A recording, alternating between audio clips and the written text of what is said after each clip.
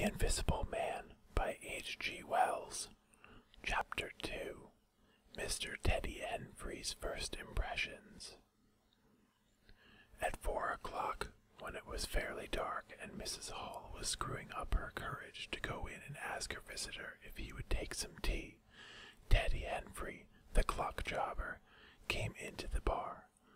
"My sakes, Mrs. Hall," he said, "but this is terrible weather for thin boots." The snow outside was falling faster. Mrs. Hall agreed, and then noticed he had his bag with him. "Now you're here, Mr. Teddy," she said, "I'd be glad if you'd give the old clock in the parlor a bit of a look. 'Tis going, and it strikes well and hearty, but the hour hand won't do nothing but point at 6. And leading the way, she went across to the parlor door, and rapped and entered. Her visitor, she saw as she opened the door, was seated in the armchair before the fire, dozing it would seem, with his bandaged head drooping on one side. The only light in the room was the red glow from the fire, which lit his eyes like adverse railway signals, but left his downcast face in darkness, and the scanty vestiges of the day that came in through the open door. Everything was ruddy, shadowy, and indistinct to her, the more so since she had just been lighting the bar lamp, and her eyes were dazzled. But for a second it seemed to her that the man she looked at had an enormous mouth wide open, a vast and incredible mouth that swallowed the whole of the lower portion of his face. It was the sensation of a moment, the white-bound head, the monstrous goggle eyes, and this huge yawn below it. Then he started up in his chair, put up his hand.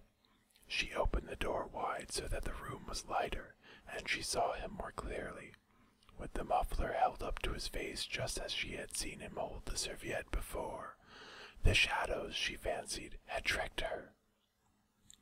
"Would you mind, sir, this man a-coming to look at the clock, sir?"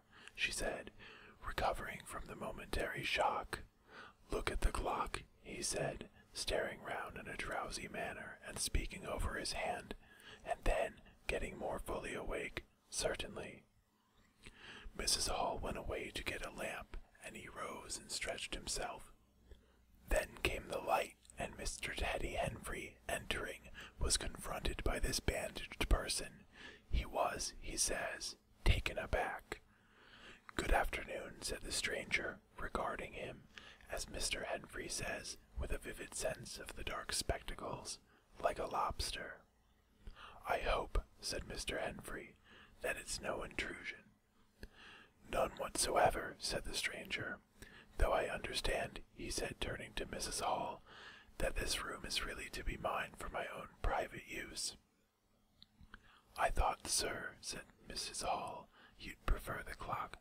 "Certainly," said the stranger, "certainly, but as a rule I like to be alone and undisturbed." "But I'm really glad to have the clock seen to," he said, seeing a certain hesitation in Mr. Henfrey's manner. "Very glad." Mr. Henfrey had intended to apologize and withdraw, but this anticipation reassured him. The stranger turned round with his back to the fireplace and put his hands behind his back. "And presently," he said, "when the clock mending is over, I think I should like to have some tea, but not till the clock mending is over." Mrs. Hall was about to leave the room.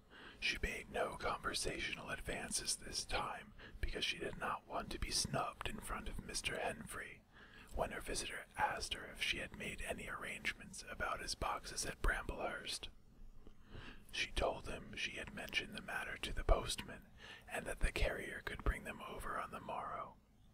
"You are certain that is the earliest?" he said. She was certain, with a marked coldness. "I should explain," he added, "what I was really too cold and fatigued to do before, that I am an experimental investigator." "Indeed, sir," said Mrs. Hall, much impressed, "and my baggage contains apparatus and appliances." "Very useful things indeed they are, sir," said Mrs. Hall, "and I'm very naturally anxious to get on with my inquiries." "Of course, sir. My reason for coming to Epping," he he proceeded with a certain deliberation of manner, was a desire for solitude. I do not wish to be disturbed in my work. In addition to my work, an accident, I thought as much, said Mrs. Hall to herself, necessitates a certain retirement. My eyes are sometimes so weak and painful that I have to shut myself up in the dark for hours together. Lock myself up, sometimes, now and then, not at present, certainly. At such times the slightest disturbance, the entry of a stranger into the room, is a source of excruciating annoyance to me. It is well these things should be understood. Certainly, sir, said Mrs. Hall, and if I might make so bold as to ask. That I think is all, said the stranger, with that quietly irresistible air of finality he could assume at will. Mrs. Hall reserved her question and sympathy for a better occasion. After Mrs. Hall had left the room, he remained standing in front of the fire, glaring, so Mr. Henfrey puts it, at the clock mending. Mr. Henfrey not only took off the hands of the clock and the face, but extracted the works, and he tried to work in as slow and quiet and unassuming a manner as possible. He worked with the lamp close to him, and the green shade threw a brilliant light upon his hands and upon the frame and wheels, and left the rest of the room shadowy.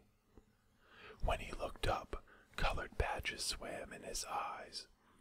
Being constitutionally of a curious nature, he had removed the works, a quite unnecessary proceeding, with the idea of delaying his departure and perhaps falling into conversation with the stranger.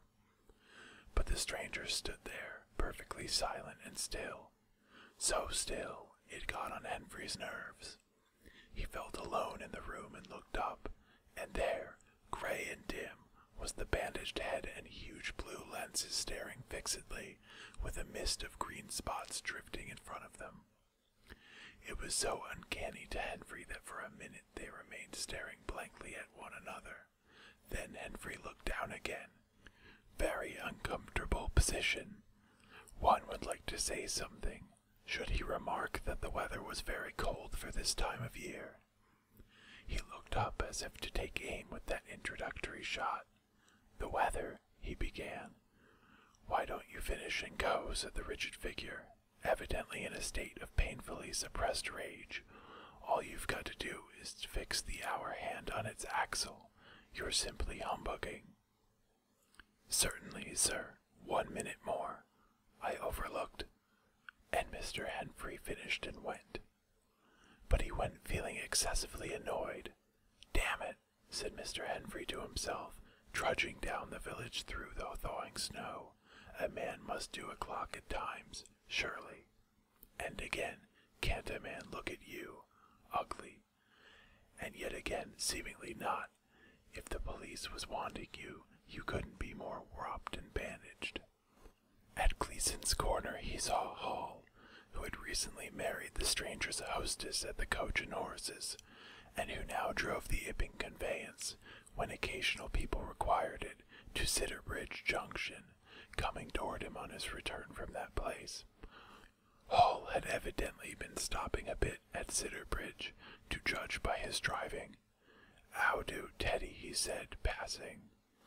"You got a rum on up home," said Teddy. Hall very socially pulled up. "What's that?" he asked. "Rum-looking customers stopping at the Coach and Horses," said Teddy. "My sakes." And he proceeded to give Hall a vivid description of his grotesque guest. "Looks a bit like a disguise, don't it? I'd like to see a man's face if I had him stopping in my place," said Henfrey. "But women are that trustful, where strangers are concerned. He's took your rooms and he ain't even given a name, Hall." "You don't say so," said Hall, who was a man of sluggish apprehension. "Yes," said Teddy, "by the week. Whatever he is, you can't get rid of him under a week. And he's got a lot of luggage coming tomorrow, so he says. Let's hope it won't be stones and boxes, Hall." He told Hall how his aunt at Hastings had been swindled by a stranger with empty portmanteau. Altogether he left Hall vaguely suspicious. "Get up, old girl," said Hall. "I suppose I must see about this." Teddy trudged on his way with his mind considerably relieved. Instead of seeing about it, however, Hall on his return was severely rated by his wife on the length of time he had spent in Sidderbridge, and his mild inquiries were answered snappishly and in a manner not to the point. But the seed of suspicion Teddy had sown germinated in the mind of Mr. Hall in spite of those discouragements. "You Wim don't know everything," said Mr. Hall, resolved to ascertain more about the personality of his guest at the earliest possible opportunity. And after the stranger had gone to bed, which he did about 9:30, Mr. Hall went very aggressively into the parlor and looked very hard at his wife's furniture, just to show that the stranger wasn't master there, and scrutinized closely and a little contemptuously a sheet of mathematical computations the stranger had left. When retiring for the night, he instructed Mrs. Hall to look very closely at the stranger's luggage when it came the next day. "You mind your own business, Hall," said Mrs. Hall, "and I'll mind mine." She was all the more inclined to snap at Hall because the stranger was undoubtedly an unusually strange sort of stranger, and she was by no means assured about him in her own mind. In the middle of the night she woke up dreaming of huge white